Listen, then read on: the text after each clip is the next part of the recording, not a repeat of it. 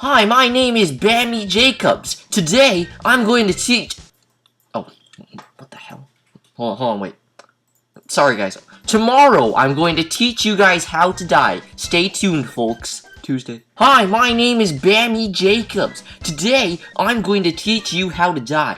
A common misconception among Minecraft players is that learning how to kill is more important than learning how to die. Of course, dying is not preferable. That is easy to understand. Now, while we accept this as truth, we have to delve deeper into the realm of killing and dying. There are two types of people. 1. The people that are good at killing, and 2. The people that are good at dying. For centuries, the people of Minecraft have understood this rule and are aware of these two types of people. But very recently, things have begun to change. In fact, instead of there being only two types of people, some believe that there may be 3. Think of it like genders. No, don't.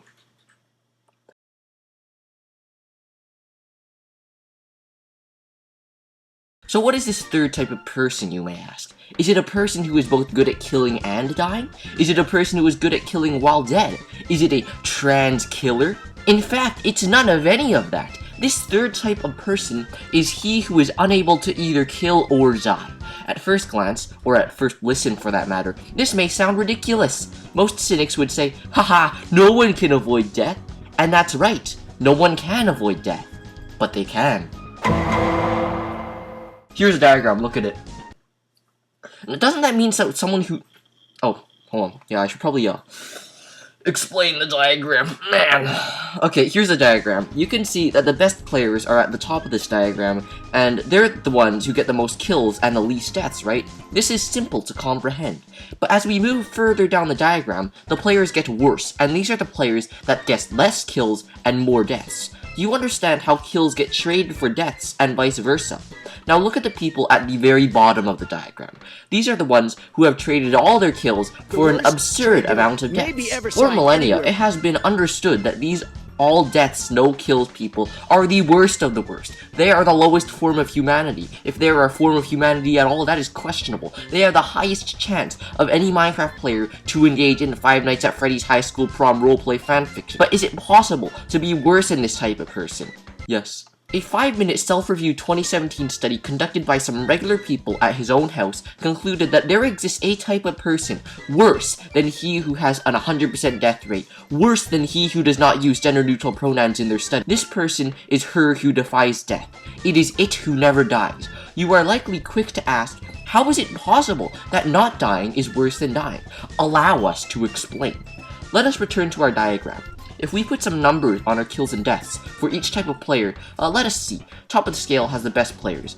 100% kills, 0% deaths. Move down to the less good players. 80% kills, 20% deaths. Further down, 60% kills, 40% deaths. Yada yada until you reach the very bottom, 0% kills, 100% deaths. If we were to hypothetically continue this linear rate, what would the next type of person be?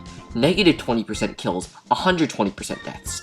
This is the worst type of person. They have a negative amount of kills and 0 deaths. But you look at the numbers and say, but they have 120% deaths. That means they have more deaths than 100%. But that's merely the obvious simpleton's conclusion. Let us put some math to this. Negative 20 equals 120. Let us assume the box is open and the semi-linear rate continues to fire at an obvious lexicon. Kills equals negative 20 and deaths equals 120. Because we don't speak Italian, switch the negative. So 20 equals negative 120. And since Biplex is dead, revert the negative to equal sides. Negative 20 equals negative 120. With just some basic, simple grade 2 arthritis, we have concluded that the worst type of person has negative kills and negative deaths, which is basically just 0. You might be confused at first, but if you think about it for a little while, you will begin to realize it doesn't make any sense at all. But don't worry, I have yet another demonstration. I shall conduct an experiment using a single game of Bed Wars, which is an excellent sample size for a research study. Observe the chat as I ask the people in the game to die. I wait a good 30 seconds for any responses, any deaths, any result at all, and I met with nothing. No one died. After asking the people of this game of Bed Wars to die, none of them succeeded. The so-called worst players of the past can at least die on command. They can even die without any command. The people in this game are unable to do so even when told to. Therefore, the theory that the inability to die is worse than the inability to prevent death has been proven correct. Thank you, everybody. Please, hold your applause for the very end. How to die. Jump off a cliff.